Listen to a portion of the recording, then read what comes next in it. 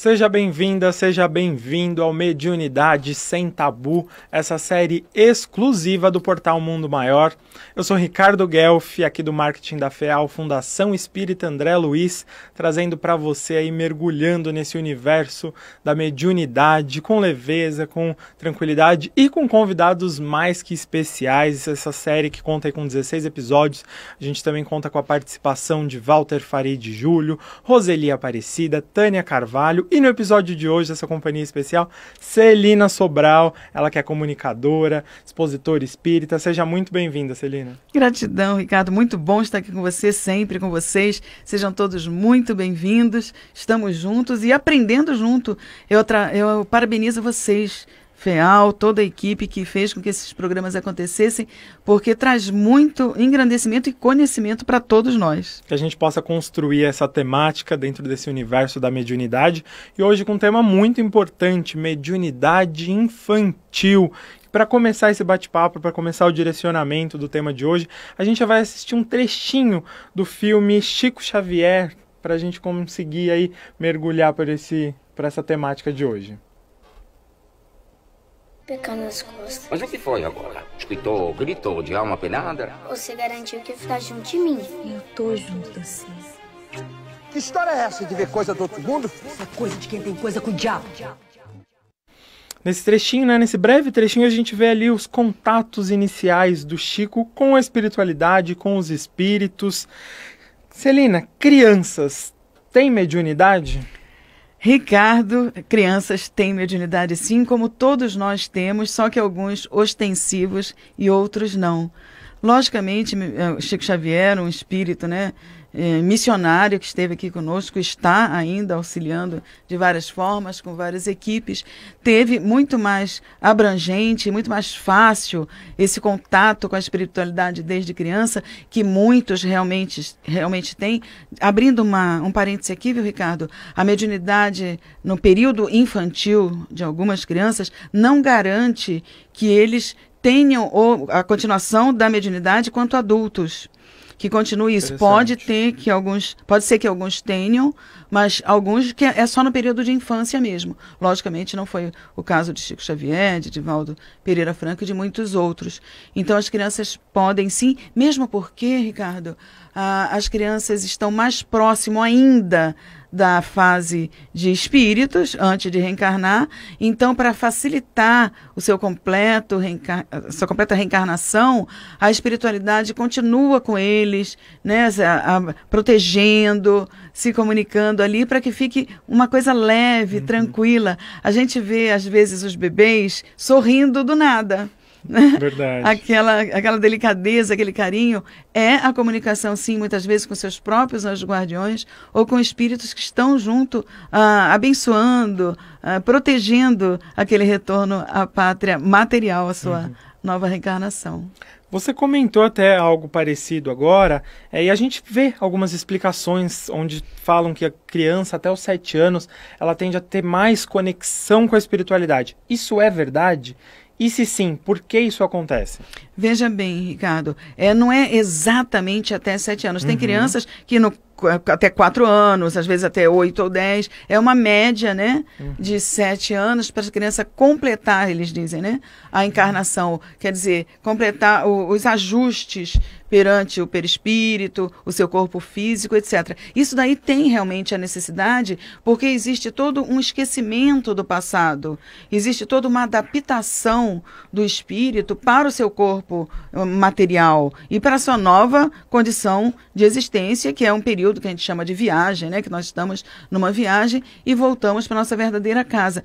Então tem essa necessidade, sim, dos reajustes, do amparo espiritual na infância grande, por isso a importância também dos ensinamentos que os pais, que os avós, que os responsáveis dão para aquele espírito que está voltando à pátria, que fica, como se a gente fala, plantada a sementinha para um futuro, ser utilizada aquela flor da inteligência ou da religiosidade ou dos conhecimentos, principalmente no bem, que é a importância, para que a criança tenha a sua forma adulta e também de adolescência bastante promissora e praticando coisas certas e no bem e no amor. Mas há uma idade certa para as crianças, né, começarem a desenvolver a mediunidade? Como que a gente lida com isso? Não existe uma idade certa, mesmo porque nós sabemos aí, pesquisando, ou na internet, ou em situações de livros, ou grandes médios aí contando, crianças com 2 anos de idade que tinha o contato quase que direto com uma outra menininha, era uma menina, tinha contato com uma menina também espiritual e que ela não era muito legal.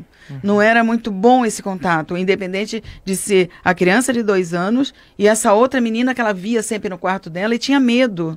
Então ela começou a contar para a mãe e não queria entrar no quarto, não queria ficar sozinha. E ela contatou uma outra médium, a mãe, porque também já era espírita, fazia o evangelho no lar e etc. Tinha o estudo. E aí essa outra médium que tinha grande conhecimento e começou a dizer para a menininha, falando com ela, olha, não, nós vamos chamá-la para vir para cá, para ir para o centro e ter um tratamento. Demorou um tempinho, viu, Ricardo, para que isso acontecesse, até ela dizer, não, olha, a menininha está indo para a casa de outra pessoa para o tratamento. Só que passou uns 2 meses, ela conseguiu ver de novo a menininha. Mas ela falou, nossa, mas ela não tinha ido para a casa da tia tal. Aí ela falou, não, mas ela vai, né? Vamos confiar, vamos fazer as nossas orações. E realmente, daquele dia em diante, depois, ela conversou com a irmãzinha e ela viu a menininha saindo pela porta. E daquele dia em diante, aquele espírito foi encaminhado e não viu mais. Então, quer dizer, independe da idade. Teve, e como a gente vê, Chico Xavier, durante, né, o período que conversou com a mãe, que já estava no plano espiritual, foi numa pouca idade, aumentou e teve o tempo todo, né, continuou, porque o trabalho dele era a mediunidade ostensiva para nos auxiliar, como todos nós sabemos. Mas não existe idade, como tem o que eu te falei, período que pode parar e não voltar mais, como tem a continuação depois de um certo tempo também, ou na sequência. Você trouxe esse relato, você trouxe essa história, né, essa experiência dessa família. O que geralmente as crianças relatam? Né? Elas veem, elas ouvem, quais sinais elas vão transmitindo ali para a família de uma possível mediunidade? Existe vários sinais. Tem crianças que ouvem, tem crianças que veem, como eles chamam de amiguinhos imaginários, e tem outros que fazem desenho, às vezes começam a desenhar ou escrever ali e a mão funciona sozinha, né?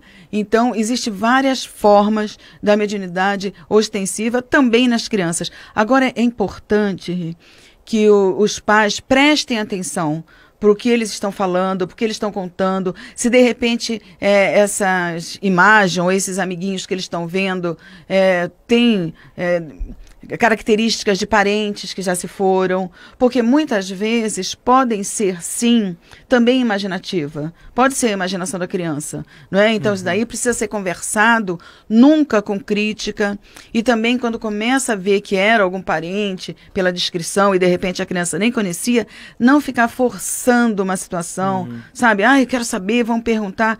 Nunca se deve forçar, principalmente a criança, porque é alguma coisa que, né, desgasta um pouquinho o corpo, a energia, a própria situação. Então, conversar com naturalidade, de preferência levar uma casa espírita, estudar com o Evangelho no lar, tem livros apropriados para as crianças entenderem do Evangelho, falarem de Jesus e entenderem, inclusive, a mediunidade.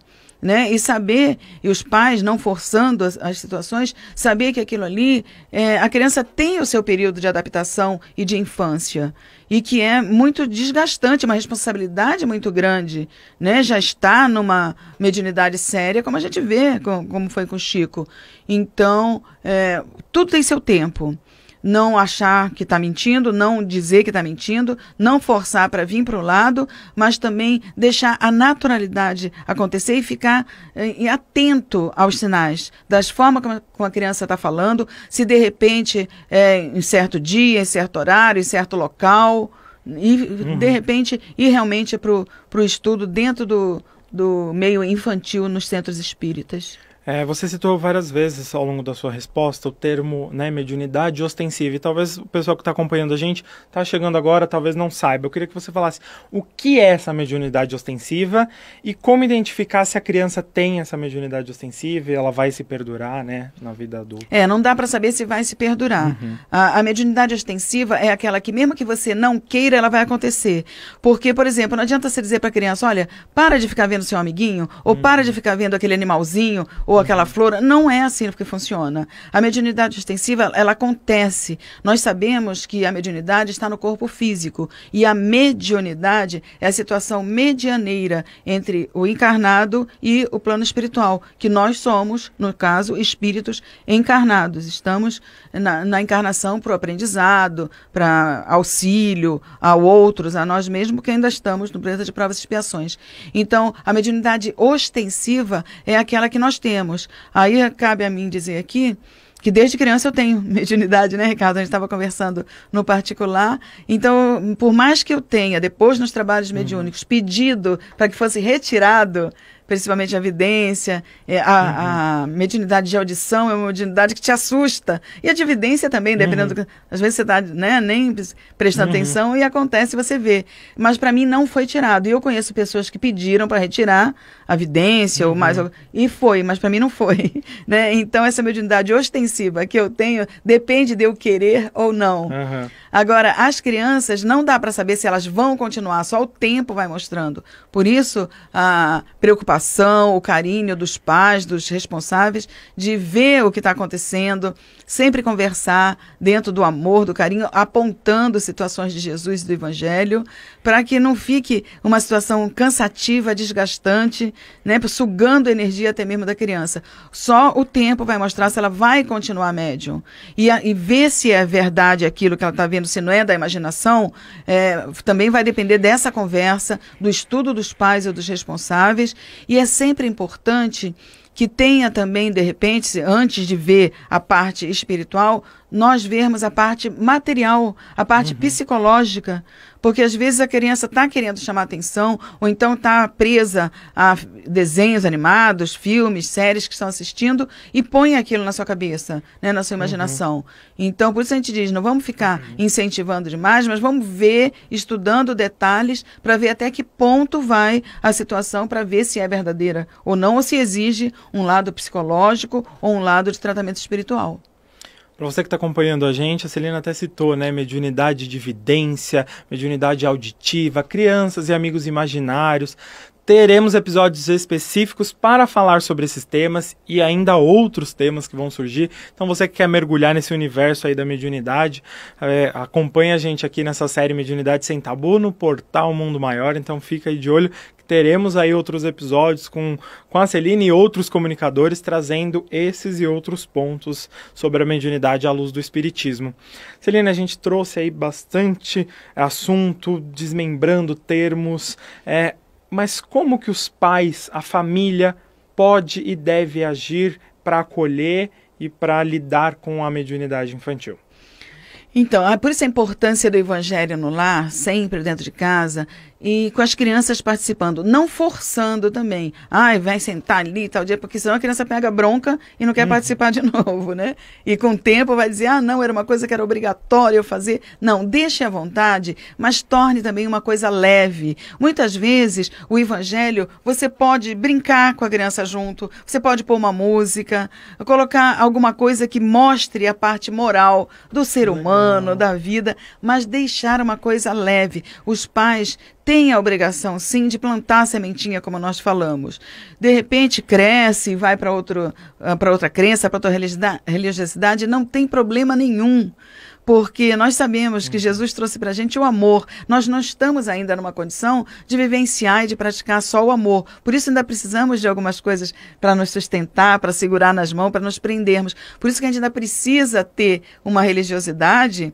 Lógico, não estou dizendo que sejam todos, mas a maioria de nós. Mas lidar com a criança de uma forma que não seja obrigatório. que não traga desgaste, que não deixe a criança cansada, não demora muito tempo ali naquele papo, ou então naquela situação de repente até mesmo do que a criança esteja vendo. E quando ela estiver perguntando, responda com facilidade para que ela entenda.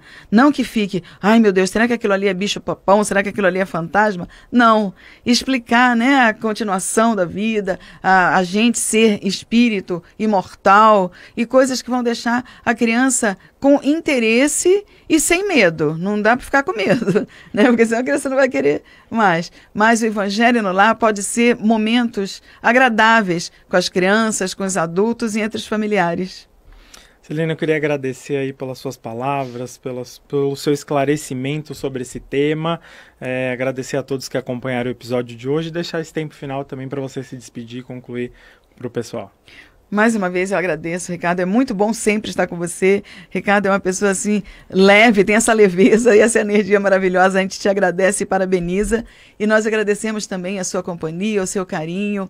Pedimos para que você não desista de fazer o Evangelho no Lar, não desista de buscar realmente de vez em quando uma leitura, um e-book, alguma forma de trazer esse conhecimento dentro da espiritualidade que é necessária hoje em dia para todos nós, até mesmo independente da religião. Hoje em dia a gente já consegue falar com qualquer tipo de religião, trazendo um pouquinho do espiritismo. Então nós convidamos você aí a buscar programas, formas de comunicação dentro da FEAL, da Fundação Espírita André Luiz, na Rádio Boa Nova, na TV Mundo Maior, nos seriados, nos programas todos que o Ricardo está aí de prontidão na frente, trazendo esse presente para todos nós. Então, eu agradeço mais uma vez estar com vocês, o seu carinho e o carinho de todos. Até a próxima. Gratidão, Celine. Aproveitando esse convite, acompanhe então os episódios do Mediunidade Sem Tabu e outros conteúdos no portal Mundo Maior. Até o próximo episódio.